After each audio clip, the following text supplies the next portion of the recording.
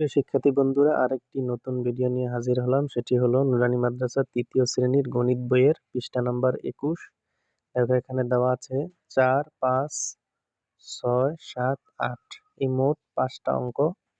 তো আমরা এই পর্বে ৪, ৫ এবং ৬ নম্বর অঙ্কের সমাধান করে দেখাই। চলো আমরা অঙ্কগুলো একবার পড়ে নিই।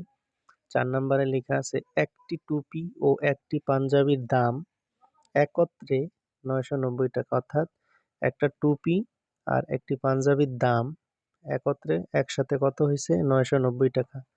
এখন বলা হয়েছে টুপির দাম ৫৫ টাকা হলে পাঞ্জাবির দাম কত? এই যে টুপিটার দাম হলো ৫৫ টাকা, তাহলে পাঞ্জাবির দাম আমাদের বের করতে হবে। পাঞ্জাবিটার দাম কত? তো আমরা জানি খুব সহজেই দুইটার দাম একত্রে ছিল ৯৯০ টাকা। এখান থেকে যদি ৫৫ টাকা বাদ দিয়ে দেই, বিয়োগ করে যদি বাদ করে দেই, তাহলে যেই টাকাটা থাকবে ওইটাই হলো এই পাঞ্জাবির দাম। চলো দেখাই কিভাবে অঙ্কটা সমাধান করতে হবে। তো আমরা এইভাবে লিখব। ৪ নাম্বার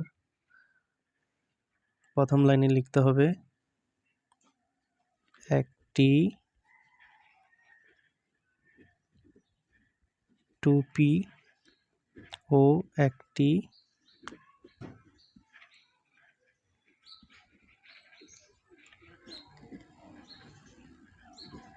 পাঞ্জাবির দাম একত্রে, একত্রে মানে একসাথে, একত্রে সমান সমান কত টাকা? ৯৯০ টাকা। এভাবে আমরা প্রথম লাইনটা লিখব ৯০ টাকা। নিচের লাইনে লিখব টুপির দাম। ওই যে একটি টুপি দেওয়া আছে, টুপির দাম, টুপির দাম সমান, এইখানে সমানের নিচে সমান নিয়ে আসতে হবে। ওই টুপির দামটা আমরা এই সংখ্যার নিচে বসাবো। টুপির দামটা কত? ৫৫ টাকা। এবার আমরা বিয়োগ করে দিই। বিয়োগ করে দিলেই আমাদের পাঞ্জাবির দামটা বের হয়ে আসবে। দেখো ৫ আছে, উপরে হলো ০, বিয়োগের ক্ষেত্রে ০ থাকলে ১০ হয়ে যায় যদি নিচে বড় সংখ্যা থাকে। ৫ আছে ১০ পাবো, ৫ হলে হাতে থাকে ১, হাতের ১ আর এই ৫ যোগ করলে হয় ৬, ৬ আছে ৯ পাবো, ৩ হলে, আর এখানে যেহেতু কোনো সংখ্যা নেই ৯ এর ৯ চলে আসবে। তো পাঞ্জাবির দাম বের হলো কত? ৯৩৫। আমরা এখানে উত্তর লিখব। উত্তর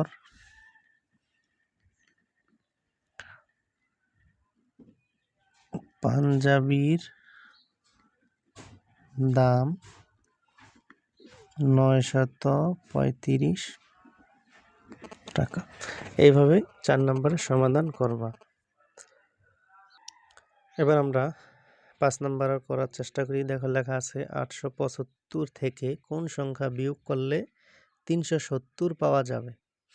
অর্থাৎ এই যে ৮৭৫ থেকে তুমি কোন সংখ্যাটা বিয়োগ করলে ৩৭০ পাওয়া যাবে? তো অঙ্কটা সমাধান করতে হবে। প্রথমে আমরা এইটা আর এটা বিয়োগ করব। বিয়োগ করলে যে ফলটা পাওয়া যাবে, ওই ফলটা যদি তুমি এইখান থেকে বিয়োগ করো, তাহলেই বিয়োগ ফল এই ৩৭০ পাওয়া যাবে। চলো এটা আমরা করে দেখাই। দেখো ৫ নাম্বার আমি লিখলাম। এই ৫ নাম্বারে কি দেওয়া আছে? ৮৭৫। ৮৭৫ এটা থেকে তুমি ওই ৩৭০ প্রথমে বিয়োগ করবা।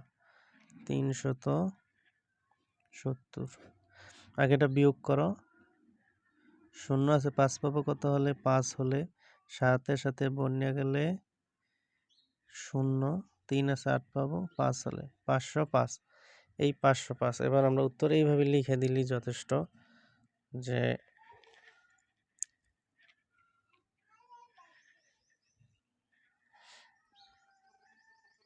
উত্তর ৮৭৫ থেকে ৫০৫ বিয়োগ করলে ৩৭০ পাওয়া যাবে। এভাবে লিখতে পারো। এবার চলো আমরা এই 6 নম্বরটা সমাধান করি। কি লেখা আছে? একটি গ্রামের জনসংখ্যা 1276 জন। একটা গ্রামের জনসংখ্যা অর্থাৎ সেখানে নারী পুরুষ মিলানো জনসংখ্যা 1276 জন। তো ওই গ্রামে পুরুষের সংখ্যা 729 জন হলে নারীর সংখ্যা কত?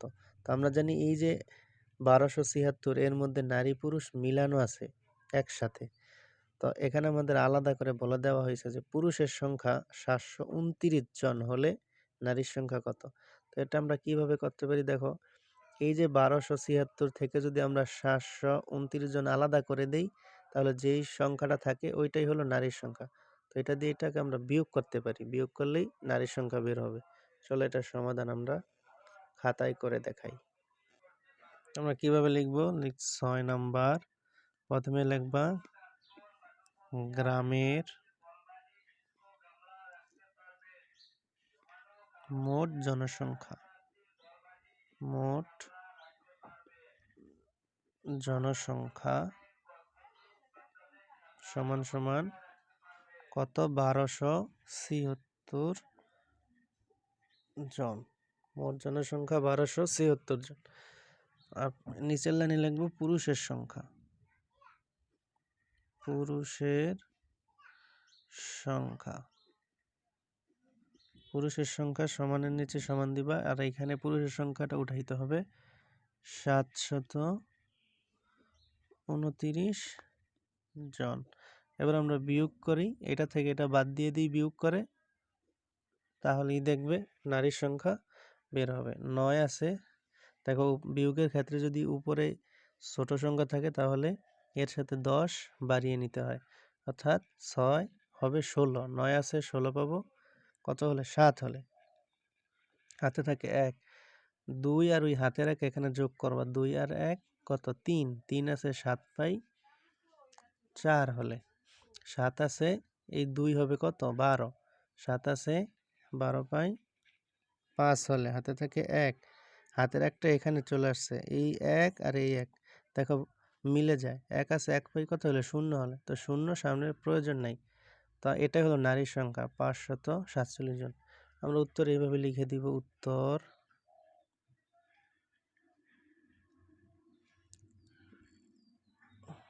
নারীর সংখ্যা 547 জন।